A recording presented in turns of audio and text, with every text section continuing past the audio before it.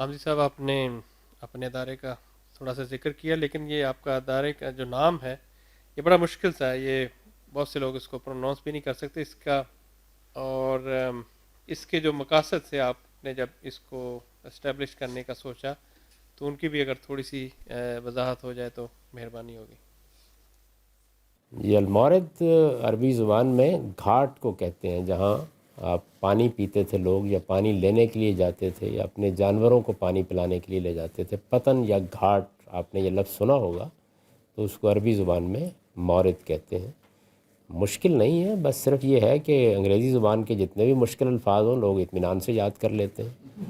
اردو بیچاری اس میں اسکیم رہتی ہے۔ المورد بہت سادہ سا نام ہے، اس کا مطلب ہے پیاس بجھانے کی جگہ۔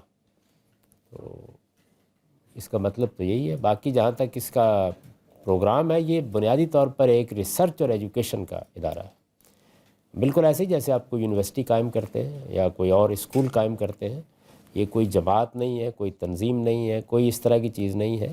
یہ ایک فاؤنڈیشن ہے ریسرچ اور ایجوکیشن کے لیے۔ تو گلوبل سطح پر تو اس میں تین چیزیں ہیں جن کو ہم ٹارگٹ کرتے ہیں۔ ایک یہ کہ جو اچھے اہل علم ہیں ان کو فیسیلیٹیٹ کریں، اس کی فیلوشپ دیں تاکہ وہ علمی کام کر سکیں، علمی تحقیقی منصوبوں پر کام کر سکیں۔ کسی نوعیت کا بھی علمی کام کرنے کے لیے آپ جانتے ہیں کہ ہمارے ہاں کوئی بہت انسینٹیوز لوگوں میں نہیں ہوتے، تو اس ادارے میں ہم نے یہ کوشش کی ہے کہ ان کو فیلوشپ دیں اس کی۔ دوسری چیز یہ ہے کہ ہم قرآن مجید کے تراجم دنیا کی ہر زبان میں کر کے اس کو ایک ایک شخص تک پہنچانا چاہتے ہیں، کیونکہ اللہ کا حکم یہی ہے کہ میری کتاب کو لوگوں تک پہنچا دو۔ اس کی تبلیغ کا طریقہ ہی یہی ہے۔ اس کے بعد جو کچھ کرنا ہے وہ کتاب خود کر لے گی، آپ کو مزید کچھ کرنے کی ضرورت نہیں ہے۔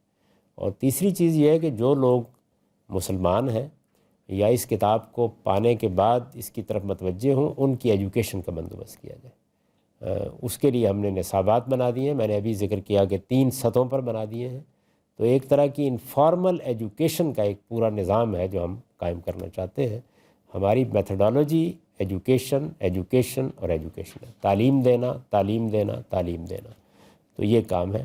جب ہم کوئی چیپٹر قائم کرنے کی اجازت دیتے ہیں تو ظاہر ہے کہ جو فیلوشپ کا نظام ہے وہ تو گلوبلی میں رہتا ہے، لیکن یہ تعلیم کا نظام، قرآن مجید کو پہنچانے کا نظام، یہ پھر ان چیپٹرز میں بھی اسی طریقے سے لوگوں تک پہنچتا رہتا ہے۔